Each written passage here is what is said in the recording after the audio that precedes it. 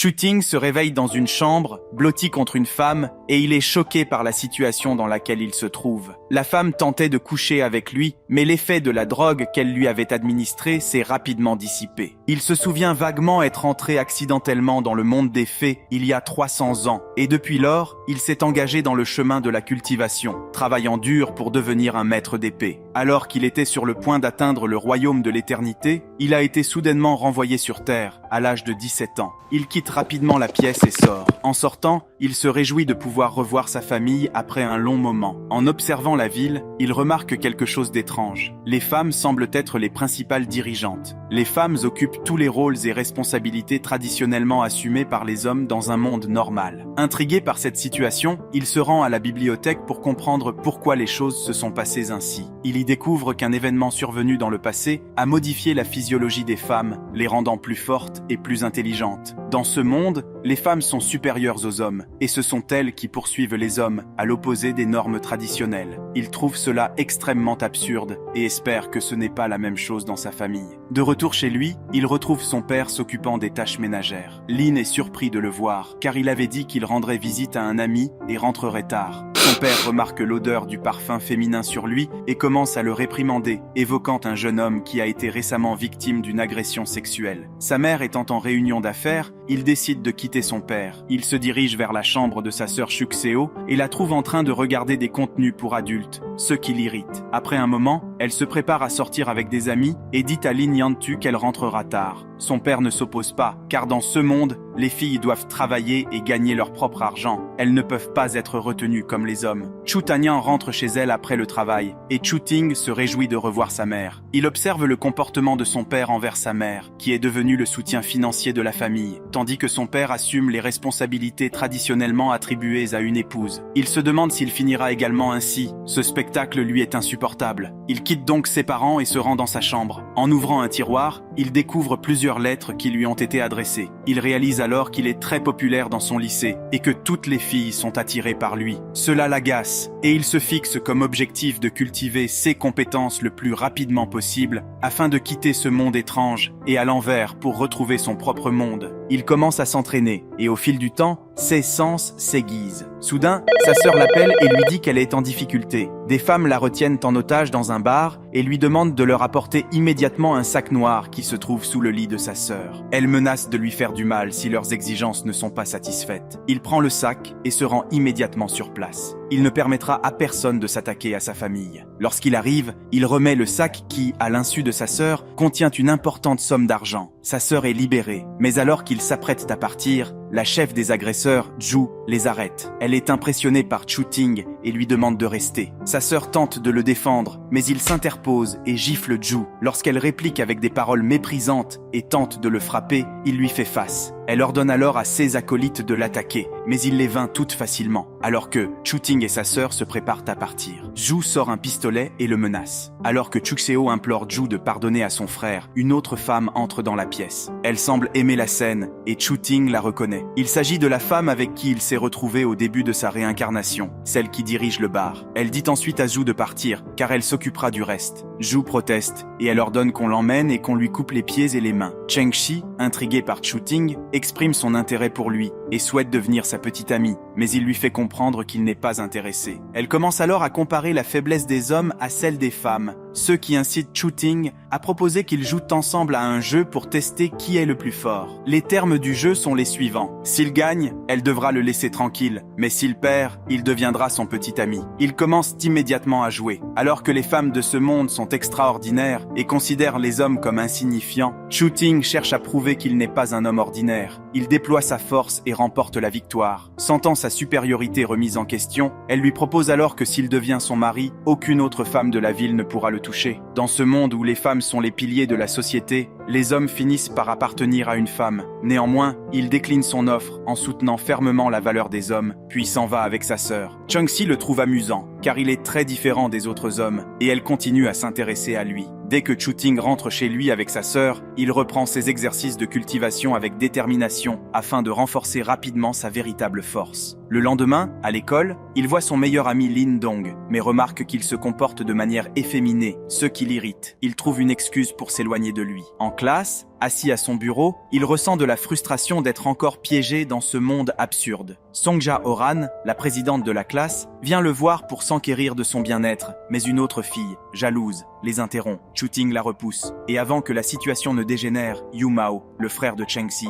intervient pour les séparer. Yamao emmène Chuting à l'extérieur et s'excuse pour les actions de sa sœur. La veille, Cheng-Si avait drogué Chuting et l'avait conduit de force dans sa voiture pour l'emmener dans sa chambre après l'école. Alors que Chuting rentre chez lui, Cheng-Si arrête sa voiture et lui demande de monter, prétendant le faire pour le bien de sa famille. Chuting monte dans la voiture et ils partent. Après un moment, il met en garde Cheng-Si contre toute action préjudiciable envers sa famille. Cependant, elle lui assure qu'elle ne le menace pas et qu'elle veut simplement aider ses parents dans leurs affaires. Elle lui demande ensuite s'il pratique d'anciens arts martiaux, mais il ment en prétendant que, selon la connaissance commune, les hommes ne peuvent pas se cultiver et donc ne peuvent pas pratiquer les arts martiaux. Soudain, leur voiture est percutée par un véhicule venant en sens inverse, provoquant leur accident. Chuting est blessé, mais il parvient néanmoins à sauver Cheng-Si. Des femmes armées de gourdins approchent d'eux. Cheng-Si, indigné, se bat contre elles pour avoir blessé Chuting. Sentant à nouveau qu'il est sous-estimé, Chuting se joint au combat pour prouver sa force. Après les avoir tous vaincus, Chuting essaie de rentrer chez lui avant que son père ne s'inquiète, mais Cheng-Si reçoit un appel lui annonçant que sa mère a également été agressée et blessée. Cheng-Si éclate en sanglots et supplie Chuting de rester avec elle. Chuting évalue la situation et conclut que les attaques contre Cheng-Si et sa mère ne sont pas le fruit du hasard. Cheng-Si craint que sa mère ne meure et que sa tante la chasse de la famille Yi. Chuting tente de la calmer et l'accompagne chez elle. Lorsqu'ils arrivent, Chuting est arrêté par les gardes de la tante de Cheng-Si, qui ont reçu l'ordre de ne laisser entrer personne d'autre que Cheng-Si dans la maison. Chuting se présente comme un médecin venu voir la mère de Cheng-Si. Bien heureusement, Chuting a étudié la médecine lorsqu'il était dans le monde des fées. Il commence à diagnostiquer les problèmes de santé des gardes simplement en les observant, ceux qui les choquent. Ils lui donnent alors la permission d'entrer. Cependant, lorsque lui et Cheng-Si pénètrent dans la maison, Yi Mei, la tante de Cheng-Si, les intercepte et dit à Chuting qu'il doit prouver sa compétence avant de pouvoir entrer dans la famille Yi. Elle appelle sa fille Yi Meier pour tester Chuting et déterminer s'il est compétent ou non. Yi Meier fait cela dans le but de causer des ennuis à Cheng-Si, espérant que Cheng-Si l'aidera, ce qui est contraire aux règles de la famille Yi. Meier propose à Chuting de passer la nuit avec elle si elle le bat. Cheng-Si tente de protester. Cependant, Chuting accepte et leur demande de commencer le combat. Meier attaque en premier, mais Chuting l'esquive et la met rapidement KO. Yi Mei est choqué par sa défaite. Cheng-Si et Chuting se rendent ensuite chez eux pour rencontrer la mère de Cheng-Si. En entrant dans sa chambre, la mère de Cheng-Si, doutant de la capacité de Chuting à l'aider, lui demande de les excuser. Chuting diagnostique rapidement sa blessure en un seul coup d'œil, ce qui attire son attention et l'incite à exiger que les autres quittent la pièce afin de pouvoir discuter seul à seul avec elle. Elle soupçonne que Chuting a été envoyé par la famille Li et lui demande quelles sont ses intentions envers Cheng-Si. Chuting lui assure qu'il n'appartient pas à la famille Li et qu'il n'est qu'un ami de Cheng-Si. Elle le croit et lui montre sa blessure. Chuting est choqué par la gravité de la blessure. Bien qu'elle puisse y résister pour l'instant, ses organes internes seront endommagés dans 5 jours. Il place sa main sur la blessure et commence à absorber l'énergie. Mais il réalise qu'il ne peut pas tout absorber avec son niveau de cultivation actuel. La mère de Cheng-Si est soulagée et le remercie de son aide. En rentrant chez lui, Chuting regarde la blessure qu'il a absorbée dans sa paume. Mais il ne parvient pas à l'éliminer avec son niveau de cultivation actuel. Il se souvient de l'existence d'un élixir dans le monde des fées utilisé pour traiter ce genre de blessure, mais il se demande s'il sera disponible dans ce monde. Le lendemain, à l'école, il voit Ting Zion jouer au basket avec tous les garçons qu'il admire. Ting Zion était son premier amour et son mentor dans son monde d'origine, mais elle ne le reconnaît pas dans ce monde. Elle s'approche soudain de lui et lui demande de jouer au basket avec elle. Il accepte et lui vole le ballon. Elle lui propose un défi. Si elle gagne, il deviendra son petit ami, mais si elle perd contre lui, elle fera tout ce qu'il veut. Le jeu commence. Elle réussit rapidement à marquer son premier point. Chuting est surpris, mais il se reprend et bloque ses attaques, récupérant le ballon. Il lui dit que c'est son tour et, avec un saut incroyable, il marque un point. Il gagne le match et lui propose un rendez-vous, mais elle lui répond qu'il doit devenir plus fort s'il veut sortir avec elle. Plus tard, dans le manoir de la famille Yi, Cheng-Si lui demande comment elle peut le remercier de les avoir sauvés, elle et sa mère. Chuting réfléchit à quelques idées farfelues, sourit et lui dit de lui laisser un peu de temps pour y penser. Cependant, il se rend compte qu'il a progressé dans son aura pure et son corps spirituel en aidant la mère de Cheng-Si à guérir. Il est déterminé à guérir complètement la mère de Chang-Si la prochaine fois afin d'éveiller pleinement son corps spirituel. En rentrant chez lui, il croise Li Yuei, qui le menace de rester à l'écart de Ting Zion. Cependant, Chu Ting l'ignore et Li Yuei tente de l'attaquer, mais Chu Ting esquive ses attaques et bat également ses gardes du corps féminin. Chu Ting se demande pourquoi Ting Zion prévoit d'épouser un homme aussi stupide et réfléchit à un moyen d'enquêter sur cette affaire.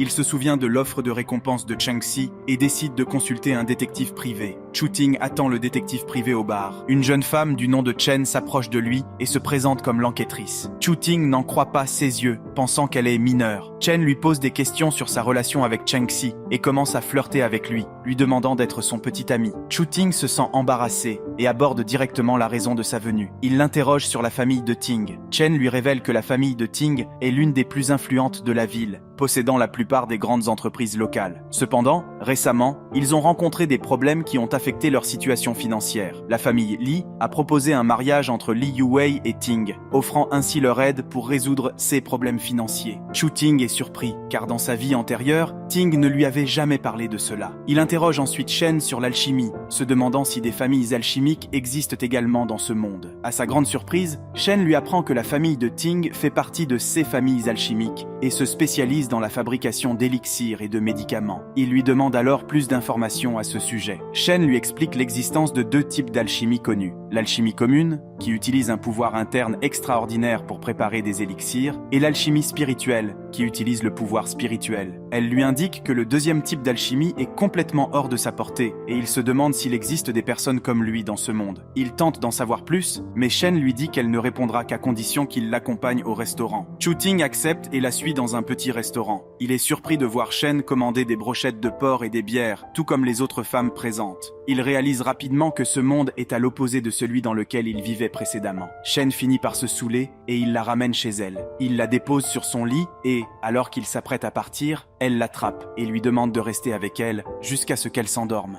Chu Ting, intrigué, prend son téléphone et commence à chercher plus d'informations. Il ouvre un document de transaction confidentiel et découvre qu'il y a une maison de vente aux enchères où des objets rares sont mis en vente. Il a une idée, il pourrait trouver quelque chose de précieux dans ce monde et le vendre aux enchères pour gagner beaucoup d'argent. Quelques jours plus tard, il s'entraîne et parvient à obtenir une pierre spirituelle. Les pierres spirituelles sont connues pour accélérer le rythme et aider à pratiquer les anciens arts martiaux. Comme il n'y a pas de pierre spirituelle dans ce monde, il prévoit de vendre celle-ci aux enchères dans la résidence familiale de Chensei. Il parvient à guérir complètement la mère de Chensei, qui lui promet de lui rendre l'appareil chaque fois qu'il aura besoin d'aide. En rentrant chez lui, il se dit qu'il doit se cultiver autant que possible pour réveiller pleinement son potentiel spirituel. Soudain, Chang-Si l'arrête et l'embrasse en guise de remerciement pour avoir guéri sa mère, lui promettant de lui offrir un cadeau complet un jour. Chu Ting retourne chez lui et poursuit son processus de cultivation jusqu'à ce qu'il réussisse enfin à réveiller complètement son potentiel spirituel. Alors qu'il invoque une épée, sa sœur entre brusquement dans sa chambre. Pris au dépourvu, il se couvre rapidement et cache l'épée. Sa sœur s'excuse et s'en va immédiatement, pensant qu'il se masturbait. Chu Ting s'habille et se rend à la salle des ventes pour vendre la pierre spirituelle. Lorsque Jia Yu, l'héritier de la maison de vente aux enchères, voit la pierre spirituelle, il propose de payer immédiatement une somme énorme. En rentrant chez lui, Chu Ting réalise que s'il peut créer un énorme monopole d'entreprise à partir de cette pierre spirituelle, il ne faudra pas longtemps avant qu'il ne domine le monde des enchères et des arts martiaux. Il reçoit un message de Chen, la détective, lui demandant de prendre un verre ensemble. Alors qu'il se rend au rendez-vous, il est soudainement attaqué par un inconnu. Réagissant rapidement, il invoque son épée et se défend contre l'agresseur. L'inconnu implore sa clémence et avoue avoir été envoyé par Li Yuei, mais Chu Ting le tue. Déterminé à éliminer la famille Li, il continue à marcher et ressent soudain une douleur sourde dans sa poitrine. Son corps devient chaud et sa vision se brouille. Il se dirige rapidement vers la maison de Chen et se demande ce qu'il est venu y faire. Dans un état d'excitation soudaine, il embrasse Chen. Surpris par ses propres actions, il s'excuse auprès d'elle. Cependant, Chen lui demande de continuer et ils passent la nuit ensemble. Le lendemain, Ting vient le chercher à l'école. Elle l'invite à déjeuner, mais remarque rapidement un parfum féminin sur lui. Elle ne s'en soucie pas et lui demande de venir quand même. Les autres se demandent pourquoi une reine du campus inviterait Chu Ting à déjeuner. En chemin, Ting demande à tenir la main de Chu Ting, qui accepte. Elle commence à rougir. Ting a été élevée dans une famille conservatrice et a toujours dû choisir ses fréquentations avec soin. Cependant, depuis qu'elle a rencontré Chu Ting à la cour, elle ressent étrangement qu'il est quelqu'un d'important pour elle. Elle se rend compte qu'elle est déjà amoureuse de lui et se sent en sécurité et à l'aise chaque fois qu'ils sont ensemble. Cela lui semble étrange et elle ne comprend pas pourquoi elle se sent ainsi. À la cafétéria, Chu Ting commande exactement ce qu'elle aime, ce qui la surprend. Alors qu'ils discutent, il remarque deux femmes étranges entrer. Il quitte la table et observe leur comportement. Soudain, les deux femmes sortent des poignards et tentent d'attaquer Ting. Cependant, Chu Ting réagit rapidement en lançant un plat de nourriture chaude sur l'une d'elles et parvient à repousser l'autre grâce à ses pouvoirs. Il engage ensuite un combat physique avec elle et les vainc. Ting est surprise et lui demande s'il appartient à une ancienne famille d'arts martiaux, mais il répond que non.